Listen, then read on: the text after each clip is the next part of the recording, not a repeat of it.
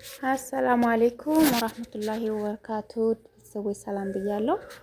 ይቺ ልጅ እንግዲህ ተመልከቱ እንዴት ምን የሰራች እንደሆነ ቁርአን በዚህ መልክ እየቀደደች ትገኛለች ማለት ነው። አሳፋሪና አሳዛኝ ነው። በጣም ያሳፍራል። ይህንን ያክል ሙስሊም ላይ ያላቸው ጥላቻ በጣም ከባድ ነው። እንደዚህ ባትሆኑ አሪፍ ነው።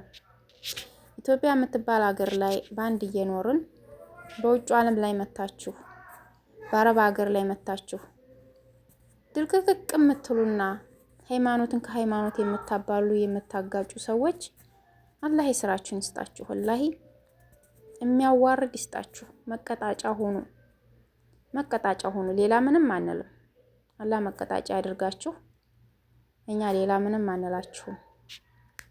ማለትም እናንተ አንድ ነገር አምናችሁበት የኔ የምትሉትን ነገር እንደዚህ ሲያደርጉባችሁ በጣም ያናድዳል።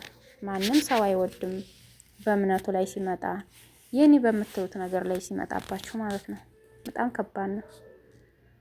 እናንተ በተመቻቸ ሀገር ላይ ሰላም አለበት ሀገር ላይ ተቀምጣችሁ ይሄንን ያክል ሙስሊም ቤት ተቀምጣችሁ በተከበረበት ቦታ በክብር ታስቀመጡበት ቦታ ላይ አግኝታችሁት እያነሳችሁ እየቀደዳችሁ እየረገጣችሁ ቤት እያስገባችሁ እየሰራችሁ በየቲክቶክ በየሚዲያ ላይ ሼር የምታደርጉ እየዛችሁ ያስጣችሁ። ወላሂ ያውም ሙስሊም ቤት እየበላችሁ እየጠጣችሁ እዛው ምግቡንም ምኑንም ጥርት እያረጋችሁ እየበላችሁ ማለት ነው። እንደገና ቁርአንን ግን ስታገኙ ትቀዳላችሁ። እናንተ ለመፈመስ ነው አውቀናል። ለመፈመስ ቲክቶክ ላይ የቲክቶክ ፎሎወር ምን እንደሚጠቅማችሁ አላውቅም። ምን እንደሚጠቅማችሁ ኮሜንት ተሰጣችሁ፣ ላይክ ተሰጣችሁ ምንም እኮ የሚከፍላችሁ ነገር የለም።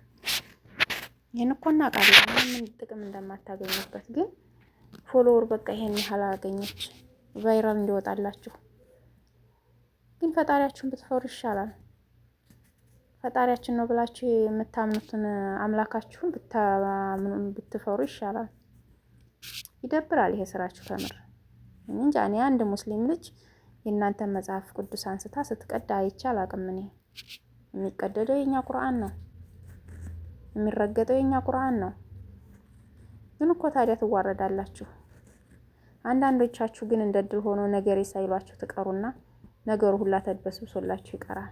አንዳንዶቻችሁ ላይ ደግሞ ነገሩ ይጋነንና ልክ በቁጥጥር ስር ከዋላችሁ በኋላ ትያዛላችሁ፣ የስራችሁን ታገኛላችሁ ማለት ነው። ጥሩ አይደለም ይሄ ነገር፣ ጥሩ አይደለም። ማለትም ኢትዮጵያ የምትባል አንድ የጋራ ሀገር አለችን። የሙስሊሙም የክርስቲያኑም የቤንጤውም የሁሉም ኢትዮጵያ የምትባል ሀገር የጋራችን ሀገር ናት። ያች ሀገር ማለት ነው ወደን ሳይሆን በግዳችን ተቻችለን የምንኖርባት፣ ተጠላላንም ተዋደርንም የምንኖርባት ሀገር ነኝ። ግን ውጭ ሀገር ላይ እየመጣችሁ እንደዚህ የምታደርጉና ሃይማኖትን ከሃይማኖት ጥላቻ የምትፈጥሩብን ሰዎች አላህ ስራችን ይስጣችሁ። ከምር እኔ ክርስቲያን ጓደኞቼ ብዙ ናቸው። ያደግኩትም በክርስቲያን መንደር ነው። ጎረቤቶችም ክርስቲያን ናቸው፣ ሙስሊሞችም ነን።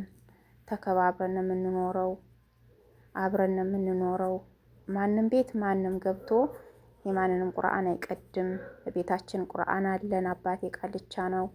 ማንም ቤት መጥቶ ማንም ቁርአን ይሄ ቁርአን ነው ይሄ እንደዚህ ነው ብለው ስናድግ ጓደኞቼ አንድ ቀን አንባጨውን አያውቁም። ተተቻችተን አናውቅም። በክብር ነው የምንኖረው። እንደውም ለነሱ አመት ባል እንሄዳለን፣ እነሱም ለኛ ለኢዳችን እንጠራቸዋለን፣ እንጠራራለን። እንደ አማችን እየደገስን ዳቦ ይጋገራል፣ እንጀራ ወጥ ይሰራላቸዋል። እነሱ ለብቻ በምስር በድንች በምናምን ተደርጎ ለነሱ ይሰራላቸዋል። ስጋ ካለ ማለት ነው። እንደዛ እንጠራራለን። ጓደኛ ለጓደኛ ራሱኛ ትንንሾቹ እንጠራራ ነበረ። እንደዛ ነው ያደግነው ተከባብረን ማለት ነው። አሁን ላይ ግን ይሄ ስልክ መጣ፣ አገር ፈታ በቃ። ከዚያም ስደት መጣ፣ ስልኩን መጣ። በየዓለሙ ላይ ትሄዳላችሁ። ኢትዮጵያ የምትገቡ አይመስላችሁም። ኢትዮጵያ ላይ የኖራችሁ ተቻችላችሁ አትመስሉም። በቃ የሰውን ጥላቻ እንዲህ አፈንፍናችሁ ነው በቃ። ከባድ ነው ግን ይሄ ነገር። ይሄ አስተሳሰብ ያለባችሁ ሰዎች ከጭንቅላታችሁ ፈንቅላችሁ ብትጥሉ ጥሩ ነው። ማለትም ከማንም ጋር አያስኖራችሁም። እንደዚህ በሃይማኖት ላይ በሰው ሃይማኖት ላይ ጥላቻ ያለባችሁ ሰዎች ከማንም ጋር መኖር አትችሉም። ከባድ ነው። ይሄንን ነገር ከጭንቅላታችሁ ፈንቅላችሁ የሰውን ሃይማኖት አክብራችሁ ብትኖሩ ደስ ይለናል። ይህ ቀዳዳ ሰውዬ ደግሞ ድምፁ ገብቷ መሰለኝ እና ይሄን ይመስላል። ውድ ተከታዮቼ እንግዲህ አላህ ልቦና ይስጣችሁ። በሰው ላይ ጥላቻ ያላችሁ የሰውን ሃይማኖት ጥላቻ ያለባችሁ አላህ ልቦናውን ይስጣችሁ። ትክክለኛውን መንገድ ይምራችሁ። ውስጣችሁን እንደው ከምቀኝነት ከሸረኝነት ንቅል አድርጎ ይሄን ሸረኝነት፣ ምቀኝነት፣ ጥላቻ ንቅል አድርጎ ይጣልላችሁ።